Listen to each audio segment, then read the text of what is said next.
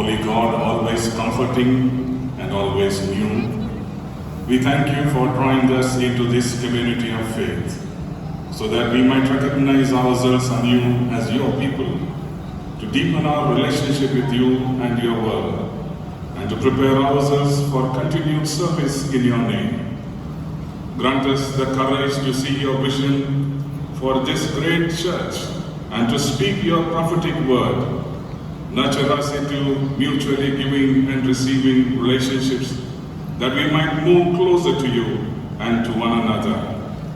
We especially remember with gratitude the services of your servants, AJ Apasami, V. Santiago, V.S. Azraya, Katie Paul, Jesus, and the countless faithful children, women and men in the Church of South India.